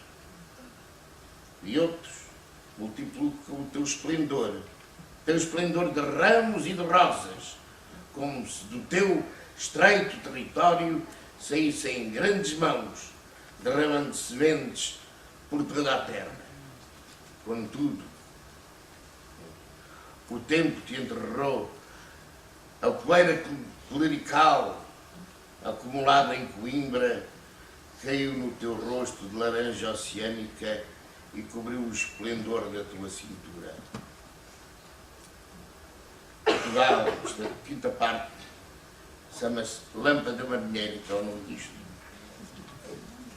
Portugal, volta ao mar aos teus navios. Portugal, volta ao homem, ao marinheiro. Volta à tua terra, à tua fragrância, à tua razão livre ao vento, a um novo e luminoso amanhecer de cravos e de espuma. Mostra-nos o teu tesouro, teus homens, tuas mulheres. Não escondas mais o teu rosto de embarcação valente em esconsas docas do oceano. Portugal navegante, descobridor de ilhas, inventor de pimentas, descobre o homem novo. As ilhas assombradas, descobre o arquipélago no tempo. A súbita aparição do pão sobre a mesa, a aurora, tu descobre-a. Descobridor de auroras, como é isto? Como podes negar-te à luz do céu de te mostraste caminhos aos cegos? Tu, doce e duro e velho, estreito pai largo do horizonte, como podes fechar a porta aos novos ramos e ao vento com estrelas do Oriente? Proa da Europa, busca a corrente e as ondas ancestrais na marítima barba de Camões. Rompe as teias de aranha que te cobrem a fragrância dos teus bastos. E então a nós, filhos dos teus filhos, aqueles para quem descobriste a areia, até então obscura da geografia deslumbrante, mostra-nos que tu podes atravessar de novo o novo mar obscuro e descobrir o homem que nasceu nas maiores ilhas da terra. Navega, Portugal, a hora chegou, levanta a tua estátua de proa e entre as ilhas e os homens volta a ser caminho. Nesta idade grega, tua luz volta a ser lâmpada e aprenderás de novo a ser estrela.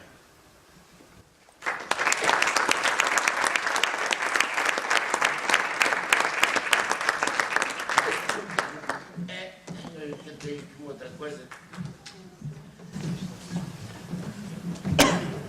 Isto, tem aqui uns poemas sobre Abril, mas eu acho que nós...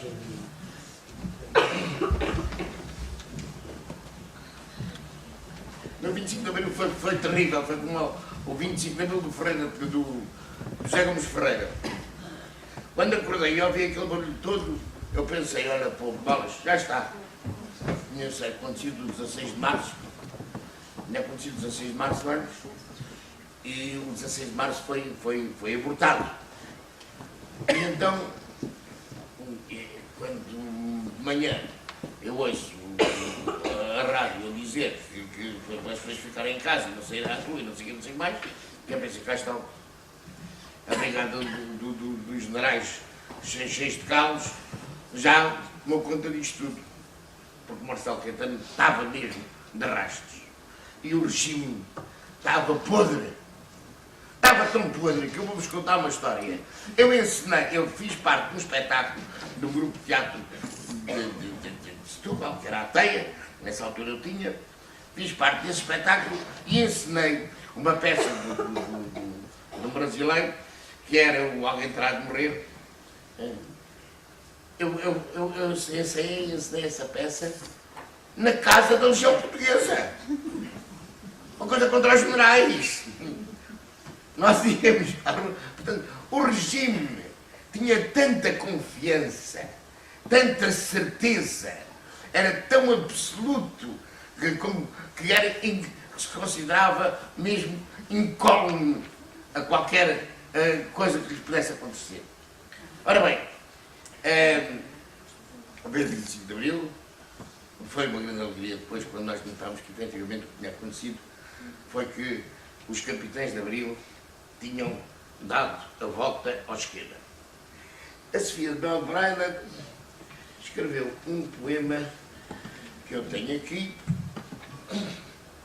precisamente dedicado a um dos homens fantásticos desse Abril, que já morreu infelizmente e que é o Salgueiro Maia. É um poema pequenino, mas é extremamente importante, porque a Sofia de Belbraina de Anderson era uma mulher extremamente inteligente, tem coisas maravilhosas escritas, e diz assim: aquele que na hora da vitória respeitou o vencido, aquele que deu tudo e não pediu a paga, aquele que na hora da ganância perdeu o apetite. Aquele que amou os outros e por isso não colaborou com a sua ignorância ou vício. Aquele que foi fiel à palavra dada e à ideia tida, como antes dele, mas também por ele, Pessoa disse. Este Pessoa é o Fernando Pessoa.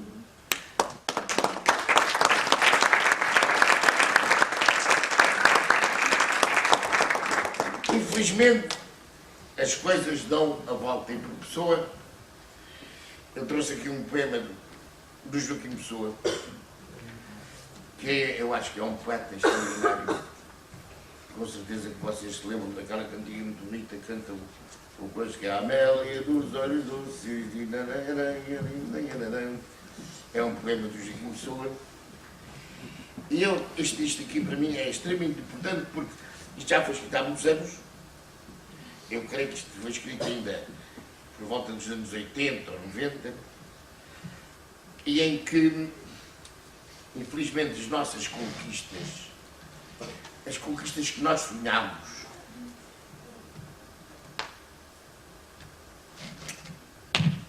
estavam a desvanecer-se. Porque o 25 de Abril não foi só uma revolta militar, não foi só o acabar de uma ditadura, foi uma montanha de sonhos que, infelizmente,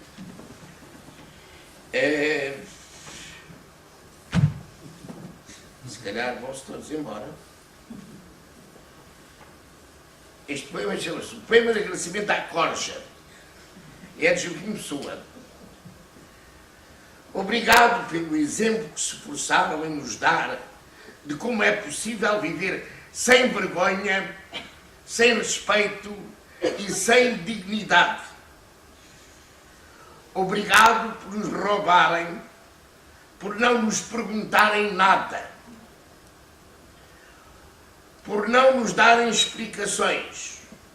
Obrigado por se orgulharem de nos tirar as coisas por que lutamos e às quais temos direito. Obrigado por nos tirarem até o sono e a tranquilidade e a alegria. Obrigado pelo cinzentismo, pela depressão, pelo desprezo. Obrigado pelas vossas mediocridades. E obrigado por aquilo que podem e não querem fazer. Obrigado por tudo o que não sabem e fingem saber. Obrigado por transformarem o nosso coração numa sala de espera. Obrigado por fazerem de cada um dos nossos dias um dia menos interessante que o anterior. Obrigado por nos exigirem mais do que podemos dar. Obrigado por nos darem em troca quase nada. Obrigado por não disfarçarem a cobiça, a corrupção, a indignidade pelo chocante imerecimento da vossa comunidade e da vossa felicidade adquirida a qualquer preço e pelo vosso vergonhoso descaramento. E obrigado por nos ensinarem tudo o que nunca deveremos querer, o que nunca deveremos fazer e o que nunca deveremos aceitar. Obrigado por serem o que são. Obrigado por serem como são, para que não sejamos também assim. E para que possamos reconhecer finalmente o que temos que rejeitar.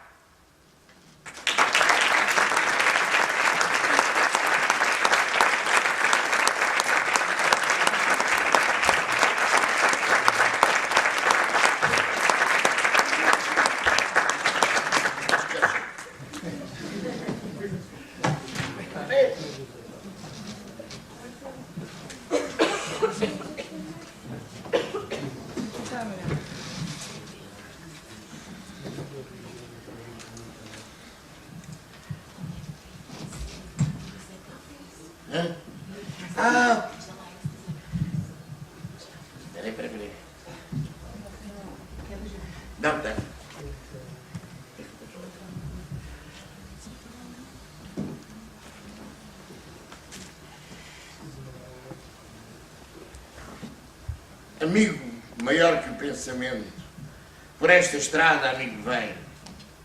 Não percas tempo que o vento é meu amigo também. Em terras, em todas as fronteiras, seja bem-vindo quem vier por bem. E se alguém houver que não queira, trago contigo também aqueles que ficaram. E em toda a parte, todo mundo tem. Em sonhos me visitaram. Traz outro amigo também.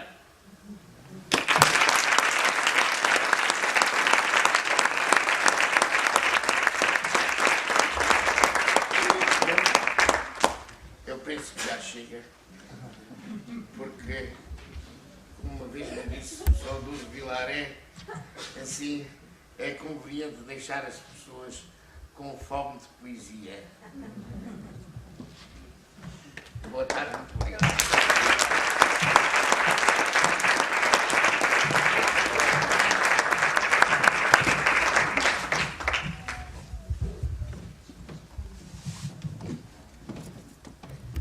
Muito obrigada por este maravilhoso momento de poesia, aos dois atores convidados que aqui tivemos connosco. Neste momento íamos passar à apresentação do filme que a doutora Iva Delgado nos trouxe e que se chama justamente O Meu Pai, o General Humberto Delgado.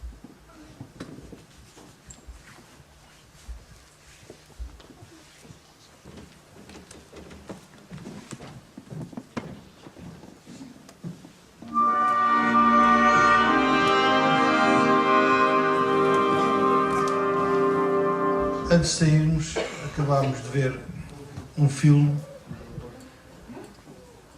que, em especial para os mais jovens, é uma lição de história, uma lição de vida, que devem meditar, porque de facto já não viveram os anos antes do 25 de Abril, viveram depois. E a história do General Semedo, que está escrita, é um bom livro que eu já o li. Faz-nos refletir os dias de hoje. E repara, o filme foi narrado pela sua dona Iva Delgado, está aqui presente. É a memória viva da história. E não temos todos os dias o privilégio de ouvir a memória viva da história. Porque o que lemos são o que os historiadores querem escrever, do que leram do passado, do que pesquisam. Aqui não há pesquisa, há o relato de uma vida vivida. E, portanto, eu também vi o filme pela primeira vez, já li o livro do General Semedo, e conhecia muitas daquelas imagens que ali passavam. Não conhecia a história relatada por alguém que a viveu. E, de facto, gostei muito. Fiquei emocionado. Fiquei mais rico hoje. E para os jovens, acho que dou um conselho. Reflitam. Estamos em 2012. A maior parte destas coisas aplicam-se hoje ao nosso país. Ainda não lhes tiraram foi o direito a votar. Mas aos poucos estão a tirar muito. Em cada dia que passa estão-nos a tirar um bocadinho da liberdade. E olhem, para conquistar a liberdade, eu não fui um dos mártires. Tinha 23 anos quando aconteceu o 25 de Abril, mas conheci um bocadinho do 25 de Abril. Porque já fazíamos alguma coisa, um grupo, já houve alguém hoje que falou aí na sala que fazia parte desse grupo. Que já mexíamos no Pinhal Novo também. E lembro-me nessa altura, houve eleições em 72 e que nos tiraram o direito a votar. Não constámos nos cadernos eleitorais. Porquê? Não sei. Talvez saiba. Eu tenho a certeza que sei. Mas não deixámos. Alguém que já falou hoje na sala escreveu alguma coisa como isto numa carta que foi preciso escrever. O povo de Pinhal Novo tem sede de cultura. Não sei se ainda está. porque ele era o presidente da direção desse órgão nessa altura. E hoje é o presidente do Conselho Consultivo da Fundação COI. E nós já éramos miúdos, de facto, quando isto passou, e a televisão mais tarde é que nos veio recordar a memória. Portanto, mais uma vez eu queria agradecer de todo o coração à sua Dona Iva, e também pela primeira vez tenho 60 anos, assisti ao vivo as memórias da história. Muito obrigado.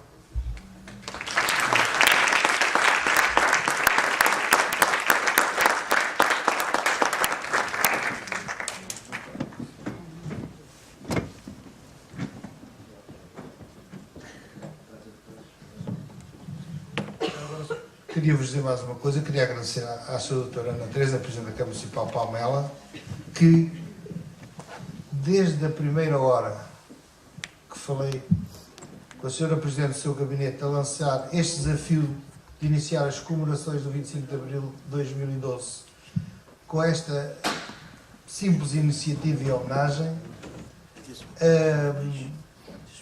esteve sempre connosco, reservou logo a sua agenda. E aqui está, porque de facto o Conselho de Palmela é um Conselho de Abril. Muito obrigado.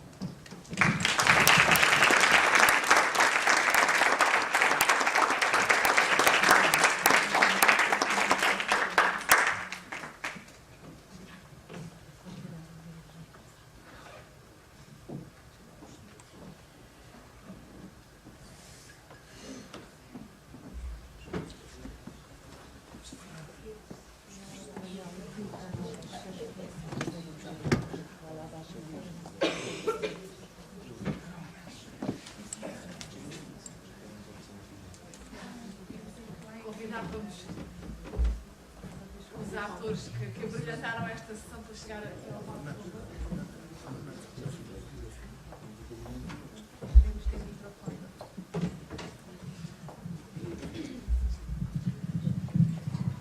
Estamos a fazer uma pequena cerimónia de fechamento desta sessão, que eu adorei estar aqui convosco, e já vi que há aqui umas florzinhas para mim. Eu já esperava, nem que trouxe também uma coisinha, que é o livro de memórias de Humberto Delgado, para dar à Sra. Presidente da Câmara, para fazer o uso que entender dentro da sua jurisdição. Eu ponho-lhe uma dedicatória dentro de pouco. E queria dizer-lhe que gostei muito da sua definição dos objetivos de qualquer ditadura. Foi uma lição de história. Então, venham lá essas flores. O símbolo de Abril. O símbolo de Abril. Muito obrigada. Muito obrigado.